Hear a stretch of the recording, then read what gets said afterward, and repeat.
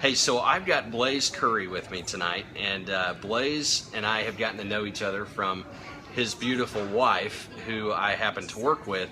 And Blaze, you do a great job of representing the brand there, so we appreciate that.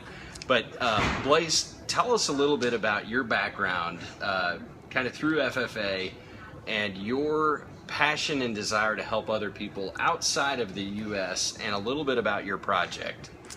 Yeah, so I grew up on a farm about 60 miles south of Lubbock. My family still farms there. Texas, in right? Texas, Lubbock, Okay. Texas. All right. Cotton, peanuts, watermelons, all Yep. that kind of stuff. Yep. And got involved with the FFA program, but now what I have been doing the last few years, a lot more international work, and that came from when I went to school at Texas A&M, where I got my undergraduate degree. I'm now at the University of Illinois, but when I got my undergraduate degree at Texas A&M, I worked for the Borlaug Institute. I used to have breakfast with Norman Borlaug. Norman Borlaug. Yeah. The Norman Borlaug. Yeah, Okay. Nobel laureate. I worked for his institute. It's the only reason I knew he was. He's a humble guy. A lot of people would see him in the cafe and they didn't know who he was, so he'd eat breakfast alone. Yeah. And so I would go and have breakfast with him. And anyway, through them I did some international projects, internships, and so on, and kind of fell in love with this international bug. And so I just got back from a training we were doing with a group of agriculture students, some recent graduates from college, some already in the industry, but we have 11 that are going overseas to basically be 4-H advisors, ag teachers, through an organization called AgriCorps, which I helped get started with one of my good friends, Trey McKnight. So that's kind of that's what I was doing the day before I got here, was finishing up that training. So they fly out tomorrow. Awesome. So what's it take to be one of these individuals that gets to go overseas? Tell me, where are you going, and what are they doing, and how long are they there? So I'll answer all those. First, I'll answer them in reverse. They're going to Ghana and Liberia this year. We're moving back into Liberia. We did some pilot projects there. They'll be there for 11 months. Okay. Maybe longer if they choose to stay longer, but a minimum of 11 months. And they will be serving at, we kind of have 3 roles. They serve as an agriculture teacher at a junior high or senior high school, so school-based. Yep. They manage a youth club in both Ghana and Liberia. They have 4-H programs, so they start 4-H clubs. And lastly, they're kind of a quasi-extension agent. They take technology that they identify in the community that's accessible to local farmers and work on that.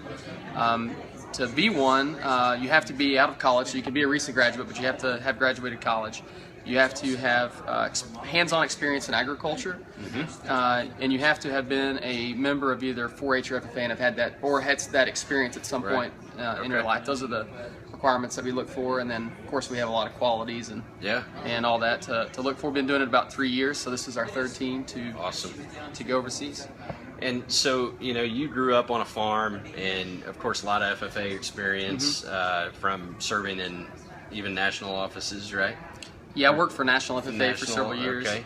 And so what was it that really took your passion of helping others and trying to help someone overseas learn how to farm and do something that maybe they know as a subsistence farming? And it's a lot different than what we think of agriculture over here. But what was it that really got you motivated to take your passion and extend outside of the USA? The first, it probably happened in phases. The first one was that when I worked for the Borlaug Institute as a college student. I had the best college job ever. My job was visiting scientists from other countries, and they'd come to Texas A&M.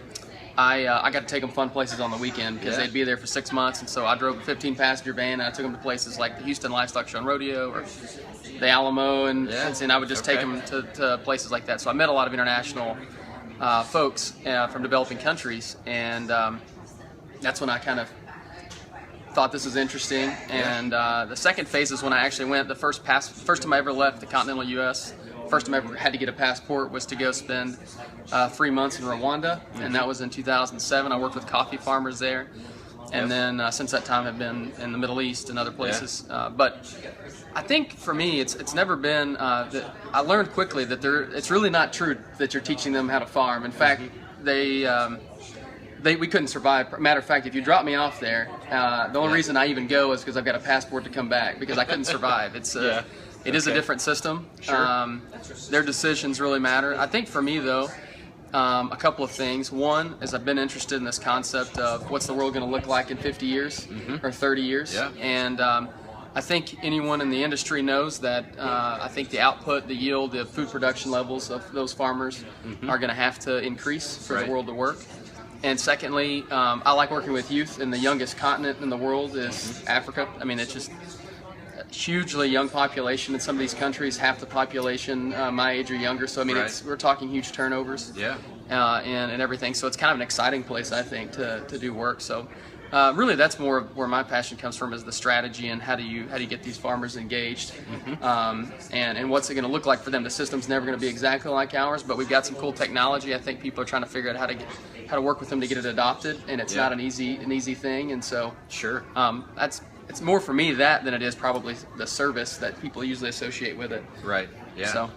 And so, you know, as a young person, which, you know, there's a smattering of people and demographics in the audience that'll watch this, but as you think about, you know, whether it's a challenge of trying to explore and follow your passion of helping others and get this project off the ground, and the strategy behind it, and the execution, what is it that you would advise a young person, no matter what it is, whether it's to take their passion here in the United States or do something that's really awesome of helping the people of Ghana and some other countries that aren't quite so fortunate as us, that have the basic fundamentals, and, you know, take that and expand it? How would you advise, or what would the takeaway be for that young individual to really follow their passion, and what have you learned that, you know, might help somebody that's just trying to figure out what they do to follow that passion? I guess for me, I would say, and I've given this advice before, you know, roots are important. People don't talk about, you know, it's good to know where you come from. Roots are important. Plant can't grow without them. But also plant can't grow unless it's reaching for the light at the same time. And I think growth is sometimes uncomfortable. Yeah. And so if you're not, if you're not doing things that are a little bit difficult or uncomfortable, you're probably not reaching for the light. I mean, that's kind of where I think it is.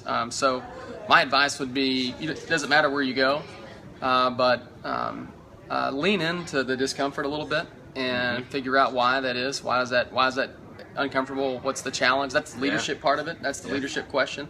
Why is it that this is a challenge? And lean into that. That's usually my advice to them. We've worked with students that have had quite a bit of international experience before they work with AgriCorps. We've had some that have had none, and what we've found is we love agriculture. We love people that come through 4-H and FFA. They're hard workers. Yep.